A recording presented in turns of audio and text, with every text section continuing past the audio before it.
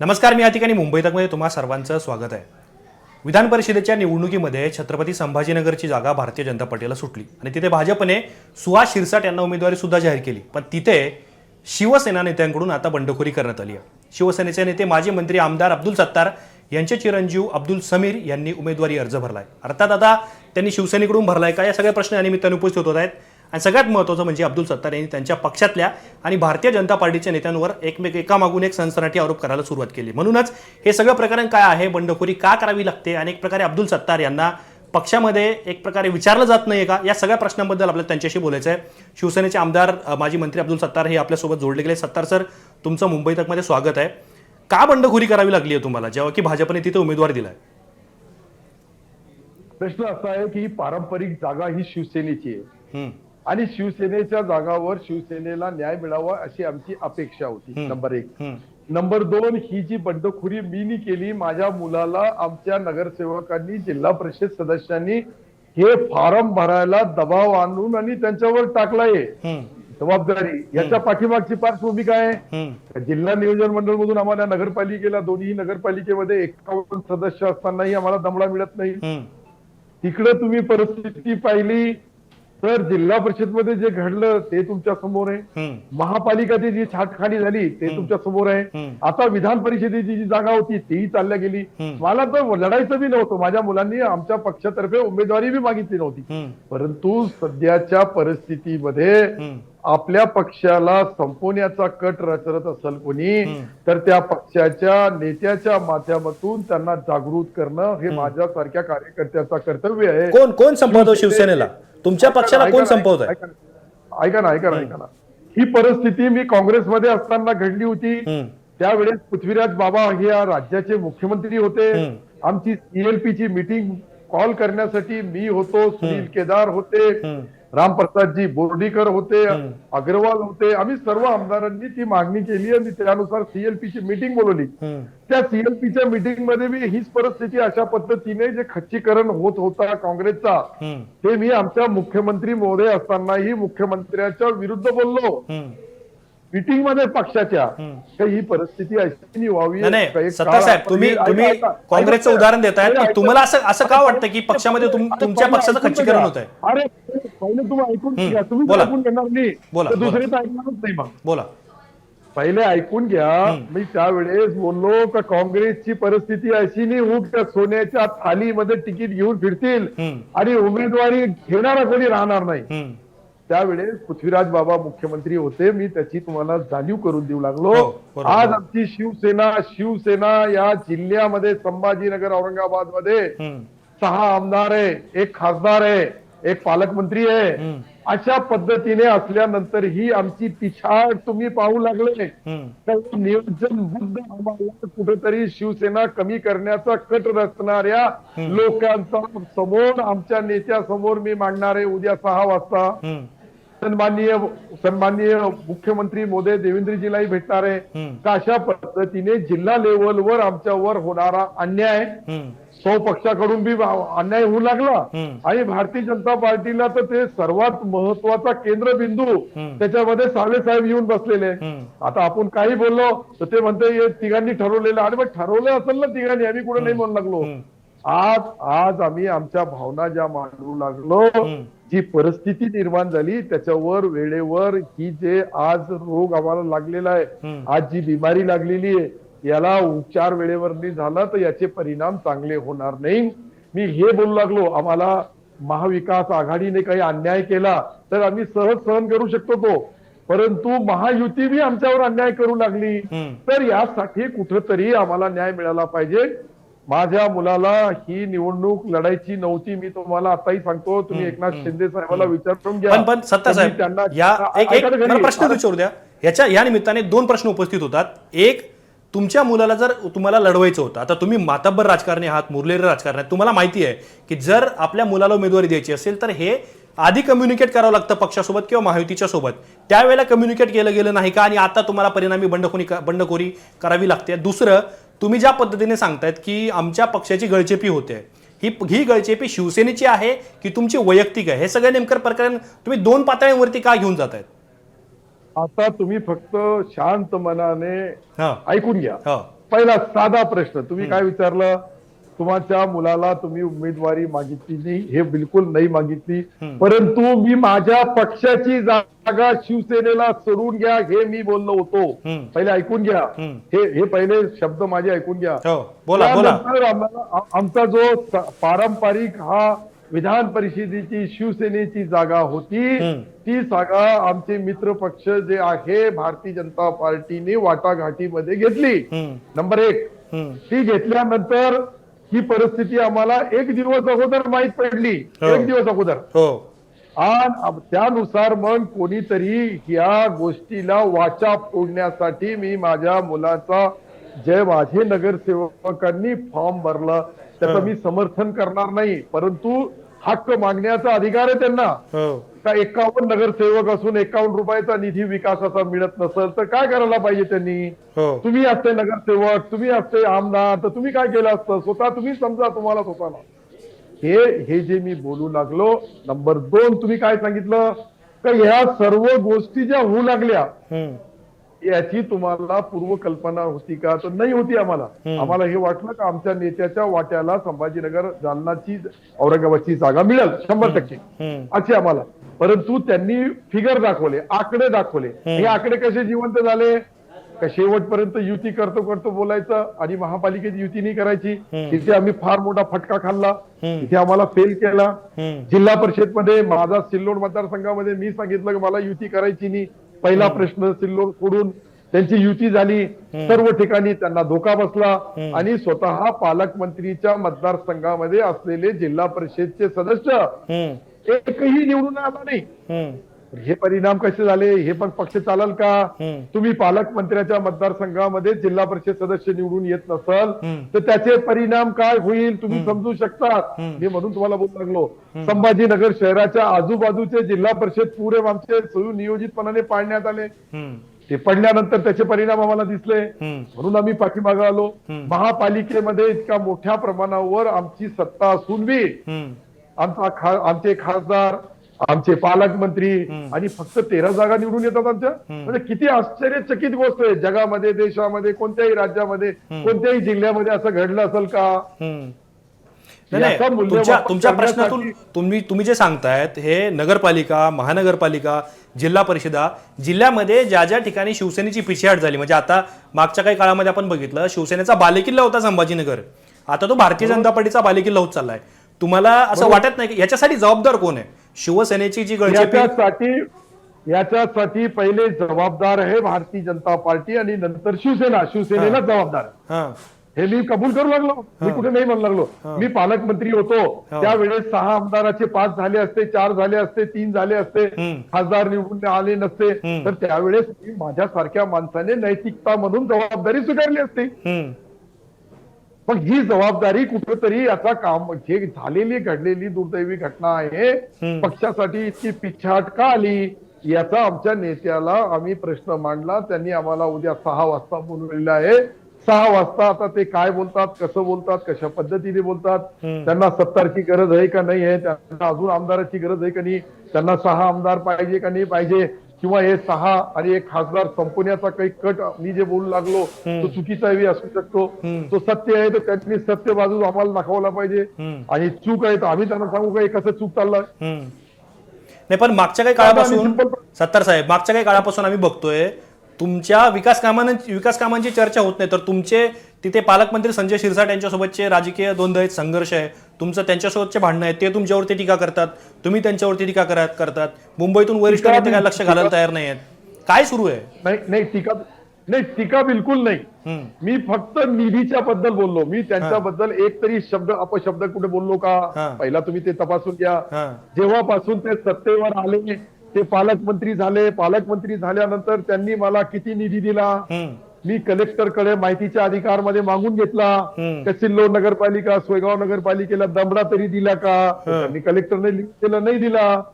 हे मी माझ्या नेत्याला दाखवणार. हे नाही दिला तर मग निधी 800 कोटी गेला कुठं? साधा प्रश्न आहे. ज्या ठिकाणी शिवसेना निवडून येते 90% त्या ठिकाणी 90 रुपये देत नाही, मग 800 कोटी रुपये विकासाचा निधी जातो कुठं? हा मुद्दा मुद्दाम मी तुमच्या माध्यमातून भारतीय जनता पार्टी सोबत आमच्या सोय पक्षाकडून बी कसा अन्याय होऊ लागला ही तुमच्या समोर मांडू लागलो.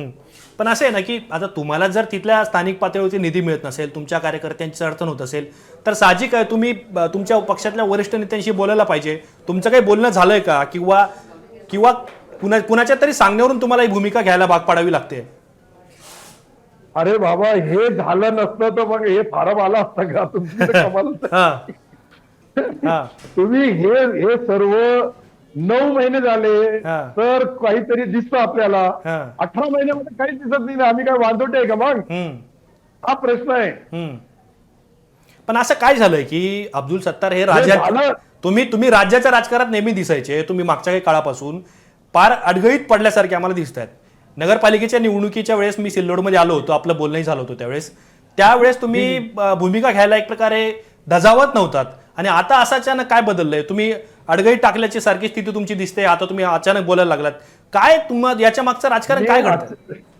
तुम्ही अचानक बोलू लागले. मी गेल्या 11 महिन्यापासून सातत्याने वरिष्ठ नेत्याला हे सर्व बोलू लागलो. वरिष्ठ नेत्याला बोलल्यानंतर वरिष्ठांनीही कान टोचण्याचा प्रयत्न केला, पण ते यशस्वी झाले नाही. म्हणून तर जिल्हा परिषद महापालिकेमध्ये आमची ही परिस्थिती निर्माण झाली. आज जो पक्ष 1 नंबरचा होता 2 नंबरला गेला, 2 नंबरवाला 3 नंबर मध्ये होते काही दिवसापहिले भाजप. इतकं मोठ्या प्रमाणावर टप्प्याटप्प्याने जे चाललं, तर कुठेतरी आमच्या लोकांना रेंज मध्ये घ्यायचं, आमच्यामध्ये वाद निर्माण करायचंय. खासदाराला वेगळं बोलायचंय, आमदारांना वेगळं बोलायचंय, पालकमंत्री महोदयाला वेगळं बोलायचंय, आणि त्या पद्धतीतून त्यांची सत्ता त्यांच्या आजूबाजूला कशी राहील हे आमचा मित्र पक्ष जिल्हा लेवलवर करू लागलो. मी काही राज्य लेवलवर बोलणार नाही, मी काही राष्ट्र लेवलवर बोलणार नाही, पण जिल्ह्यामध्ये जी परिस्थिती निर्माण झाली याची मी वाचा फोडण्याचा तुमच्या माध्यमातून प्रयत्न करू लागलो. पण याच्यामध्ये काय गोष्टी अशा आहेत ना की तुम्हाला भारतीय जनता पार्टीचा विस्तार मान्य नाहीये. तुमच्या पक्षामध्ये तुमच्याच दोस्त नेते संजय शिरसाट, जे की पालकमंत्री आहेत, तुमच्या पक्षाचे वरिष्ठ नेते सुद्धा आहेत, त्यांच्याकडून तुम्हाला निधी दिला जात नाही असं तुम्ही म्हणतायत. कुठेतरी तुम्हाला पक्षामध्ये विश्वास घेतला जात नाहीये, तुम्हाला एक प्रकारे काय राजकीय विजनवासात टाकलं गेलंय, तुम्ही चर्चेत नाही आहात. त्या सगळ्या गोष्टींमधून सगळे बाहेर येते असं तुम्हाला असं जाणवतंय का? तुम्ही एक लक्षात घ्या, मी चर्चेत येण्याचा प्रश्नच नाही. माझ्या चर्चेमध्ये येण्यासाठी माझ्याकडे काही राज्याची जबाबदारी नाहीये, नंबर 1. नंबर 2, माझ्यावर इतका अन्याय होऊ लागला, तुम्ही दुसऱ्याला काय न्याय देऊ शकतो का? नाही समजलं तुम्ही आताही? बोला. हे जे मी बोलू लागलो, माझ्याकडं 19 नगरसेवक सोयगावला आहे, त्याच्यामध्ये 17 माझे, 2 भाजपचे. 100% निर्णय आमचाच आहे, कोणता तिसरा पक्ष नाही तिथं. नंबर 1. नंबर 2, सिल्लोड मध्ये 30 नगरसेवक माझे, 3 नगरसेवक त्यांचे. साधा आणि सिंपल प्रश्न आहे का एकमेव एक हाती सत्ता शिवसेनेची आहे, त्याला निधीच्या माध्यमातून कसं कमी करता येईल, आमच्या विरोधी माणसाला कसं सक्षम करता येईल, हे जे प्रकार चालू आहे आमच्या पक्षाच्या काही लोकांकडून, आणि जे मोठे भाऊ आहे भाजपवाले त्याचं तर काही बोलण्यासारखं राहिलंच नाही जिल्ह्याच्या राजकारणामध्ये आमच्या. तर अशा पद्धतीने त्यांना काही लोकांना वाटतं की यांचं नुकसान करावं आणि आपण मोठे व्हावं. एक लक्षात घ्या, आम्ही कोणालाशी भांडून या राज्यामध्ये उठाव केला आणि पक्ष मजबूत आमचा बी राहावं, त्यांचाही पक्ष त्यांनी मजबूत करावं. शिवसेना आहे भारतीय जनता पार्टीला मारण्यासाठी, लढण्यासाठी, भांडण्यासाठी, किंवा ती शिवसेना जे उद्धव साहेबांची उरली तर मग शरदचंद्रजी पवार साहेबांची राष्ट्रवादी त्यांच्याशी भांडायचं, त्यानंतर काँग्रेसशी भांडायचं. आमच्याशी भांडून काय फायदा आहे? त्यांचा पक्ष वाढवण्यासाठी आम्हाला संपून टाकतं का? मग आम्ही काही पाप केलं का? आम्ही जो जुना केला तो गुन्हा होता का? आम्ही जे उठाव केला तो चुकीचा होता का? हे सर्व गोष्टी कुठेतरी चर्चेमध्ये यावं, आणि शिवसेना हा पक्ष या जिल्ह्यामध्ये आमच्या जिवंत राहावं. त्याला ज्या स्वर्गीय बाळासाहेबांच्या नावाने ओळखला जाणारा हा शिवसेना पक्ष आहे तो जिवंत राहावं, यासाठी मी हे जे भाषा बोलू लागलो. हे आता काही लोकांना गावी जाऊ दे ना, 70चं वाटलं होऊ लागलं तर होऊ द्या, पण त्याला कुठं माहित आहे का सिल्लोडच्या बाजूला व्ही कन्नड आहे, कन्नडच्या बाजूला गंगापूर आहे, गंगापूरच्या बाजूला वैजापूर आहे, वैजापूरच्या बाजूला पैठण आहे, पैठणच्या नंतर संभाजीनगर, औरंगाबाद शहरामध्ये 3 विधानसभा आहे. या सर्व टप्प्याटप्प्याने जे खेळ चालू आहे, हे खेळ कोणाला समजो किंवा न समजो मला समजलेला आहे, म्हणून मी सर्व हा त्यांच्या खेळ समोर शिवसेनेच्या अन्य नेत्यांना का समजत नाही, जे तुम्ही सांगतायत, का त्यांना लक्षात येत नाही? त्यांच्या लक्षात कधी येईल, त्यांचा नंबर येईल त्यावेळेस. हम्म. त्यांचा नंबर सुद्धा आला नाही. नंबरवर पहिल्या नंबरवर मी आहे. हा. तर नाही मला हा बोला. हा. बोला. तर माझ्यावर आहे म्हणून त्यांना वाटलं चांगलं आहे, एक मुसलमान संपून जाईल हम्म. तर आपला पुढचा राजकारणाचा सर्व थेट रेट क्लिअर होऊन जाईल, असं मी काही लोकांना वाटतं. तुम्ही अल्पसंख्याक आहात म्हणून तुम्हाला टार्गेट केले जातं असं तुम्हाला वाटतंय? आहे एकही सांगायची गोष्ट आहे का? बरं, आता महाविकास आघाडीमध्ये बोला बोला. हा, मला सन्माननीय मुख्यमंत्री देवेंद्रजी फडणवीस साहेब आणि एकनाथरावजी शिंदे साहेबांवर पूर्ण विश्वास आहे हम्म. की ते माझ्यावर अन्याय करणार नाही. ज्या वेळेस त्यांच्याकडून अन्याय होताना मला दिसल किंवा माझ्या चुकीमुळं ते मला जे काही बोलायचं ते जरूर बोलू शकतात, ते वरिष्ठ नेते आहेत.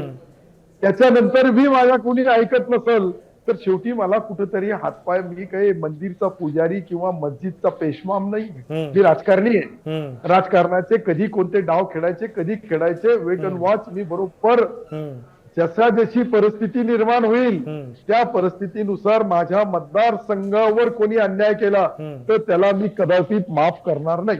काय भूमिका घेणार तुम्ही जर आता या गोष्टी? मी काय बोलू लागलो, मी काय बोलू लागलो, वक्त का इंतजार करो दोस्त, कभी किने सोचा था क्या कि यहाँ से मुगल चले जाएंगे, उसके बाद में अंग्रेज आएंगे, वो अंग्रेज चले जाएंगे, बाद में कांग्रेस आएंगी, वो कांग्रेस कभी नहीं जाएंगी. सब ये टप्पे टप्पे से होता है साहब. ये देखो वक्त है, वक्त निकल जाता, वक्त है. मी तुम्हाला हा प्रश्न का विचारतोय पुन्हा एकदा सांगतो. महाविकास आघाडीमध्ये तुम्ही मंत्री होतात आणि आमदारांनी भूमिका घेतली की राष्ट्रवादीचे नेते किंवा त्यावेळेस तत्कालीन अर्थमंत्री अजितदादा हे आम्हाला निधी देत नाहीत म्हणून तुम्ही बाहेर पडलात, तुम्ही भूमिका घेतली, तुम्ही नवीन सरकारमध्ये सामील झालात, तुम्हाला मंत्री नाही करण्यात आलं. आणि आता ज्या वेळेला तुमच्यावरती अन्याय होतोय, तुमच्या कार्यकर्त्यांवरती, तुमच्या सिल्लोडच्या मतदारांवरती, एक तुम्ही सांगताय त्याप्रमाणे त्यांना निधी मिळत नाही, त्यांच्या विकास कामं रोखली जात आहेत, अशा वेळेला अब्दुल सत्तार काय करणार आहेत? मी काय बोललो, वक्त का इंतजार करो, सब कुछ आराम से होता है. जब बीमारी ज्यादा बढ़ती है तो ऑपरेशन करना ही पड़ता है. लेकिन और मैं अकेला, एक मिनिट सुनो ना, मैं अकेला, मी एकटा माणूस या सत्तेला छेद पाडू शकत नाही. मी तुम्हाला 102% गॅरंटी देतो, मी एकटा आहे. परंतु भविष्यामध्ये जसं जसं राजकारण होईल, जशी जशी राजकीय परिस्थिती बदलाल त्या वेळेस राजकारणी माणूस राजकारण करतोय. आज मी समाजसेवक आहे. मी महायुतीमध्ये आज ज्या पद्धतीने सरकार आहे त्या सरकारची माझी अपेक्षा आहे की मी सत्ताधारी आमदार म्हणून माझ्यावर अन्याय व्हायला नाही पाहिजे. एक एक माणसावर अन्याय झाला, एक एक तुटल्या गेला तर शिवसेना फार मजबूत होईल असं तुम्हाला वाटतं का? नाही, आता याच्यामध्ये असं आहे ना की शिवसेनेमध्ये, आता तुम्हाला बरं झालं तुम्ही विषय काढला, शिवसेनेमध्ये ज्या ज्या नेत्यांवरती अन्याय झाला त्या नेत्यांवरती एकनाथ शिंदे यांनी खास लक्ष दिलंय. उदाहरण म्हणून तुम्हाला सांगतो, लोकसभेला भारतीय जनता पार्टीच्या आग्रहामुळं ज्या ज्या लोकांना तिकीटं नाही देता आली त्यांना एकनाथ शिंदेंनी न्याय देण्याचा प्रयत्न केला. याची उदाहरणं आपल्याकडे आहेत. दुसरी महत्त्वाची गोष्ट, बंडानंतर जे जे लोक अडगळीत पडले त्यांच्याकडे सुद्धा एकनाथ शिंदे यांनी लक्ष दिलं. तुम्ही का बाजूला राहिला? तुमच्यावरती एकनाथ शिंदे यांचं लक्ष का जात नाही? आणि दुसऱ्या याला लागूनच जर तुमच्यासोबत एवढ्या गोष्टी तिथे लोडमध्ये घडतायत, तुम्ही त्यांना कल्पना दिली का? तुमचं काही बोलणं झालंय का याच्यामध्ये? स्थितीमध्ये मी माझी सर्व परिस्थिती माझ्या नेत्यावर सांगितली. हा. माझी एकनाथ शिंदे साहेबांवर किंवा देवेंद्रजीवर कोणतीही नाराजगी नाहीये. पहिले माझे शब्द तुम्ही चांगल्या पद्धतीने, माझ्या जिल्ह्याच्या राजकारणामध्ये माझ्यावर होणाऱ्या अन्यायाला मी वाचा यासाठी फोडू लागलो. आज माझ्यावर परिस्थिती आहे ही टप्प्याटप्प्याने सर्व जिल्ह्यामध्ये होणार आहे आणि A to Z शिवसेनेला कोणीतरी संपवण्याचा नियोजन करू लागलं. त्याच्यामध्ये ते किती सक्सेस होणार आहे, किती नाही होणार आहे हे तर पुढच्या जशी जशी परिस्थिती येईल त्या परिस्थितीमध्ये समजल. ज्यामध्ये देशामधली एकंदरीत परिस्थिती बघितली तर एक काळ होता का फक्त 2 खासदार होते. तर हे होते शिवसेनेचे नेते अब्दुल सत्तार, ज्यांच्यासोबत आम्ही बोलण्याचा प्रयत्न केला, पण इंटरनेट कनेक्शन ते त्यांच्याकडे व्यवस्थित नसल्यामुळे त्यांच्याशी पुन्हा आपलं एकदा बोलणं झालेलं नाही. पण तुम्ही जर बघितलं तर शिवसेनेचे नेते म्हणजे अब्दुल सत्तार यांच्यामध्ये एक प्रकारची ती खतखत आहे की आमच्या विकास कामांना निधी दिला जात नाही आहे किंवा शिवसेनेची गळचेपी केली जाते, असं एक प्रकारे त्यांनी वर्जन मांडण्याचा प्रयत्न केला. ते नाव जरी घेत नसले तरी त्यांच्या टीकेचा रोख हा मंत्री अतुल सावे आणि संजय शिरसाट या दोन नेत्यांकडे आहे. आणि सगळ्यात महत्त्वाचं म्हणजे ते उद्या मुंबईमध्ये मुख्यमंत्री देवेंद्र फडणवीस आणि उपमुख्यमंत्री एकनाथ शिंदे यांच्यासोबत भेटसुद्धा घेणार असलेले सांगतायत आणि त्यांच्यासमोर जे काय घडलं ते सगळं सांगतील असं ते म्हणतात. पण सगळ्यात महत्त्वाचं म्हणजे या निवडणुकीमध्ये त्यांच्या मुलाचा म्हणजेच अब्दुल समीर यांचा उमेदवारी अर्ज पुढे कायम राहणार का, हा सगळ्यात महत्त्वाचा प्रश्न आहे. पण सध्या त्यांच्या भूमिकेवरून तरी त्यांचे जे कन्सर्न्स आहेत, त्यांचे जे मुद्दे आहेत, त्या मुद्द्यांवरती चर्चा झाल्यानंतर ते भूमिका घेतील असं ते म्हणतात. तुम्हाला या सगळ्या प्रकरणाबद्दल काय वाटतं? कमेंट बॉक्समध्ये आम्हाला तुमच्या प्रतिक्रिया नक्की नोंदवा. असेच माहितीपूर्ण व्हिडिओ विश्लेषण पाहण्यासाठी मुंबई तकचं यूट्यूब चॅनल सबस्क्राईब करायला विसरू नका. पाहत राहा मुंबई तक.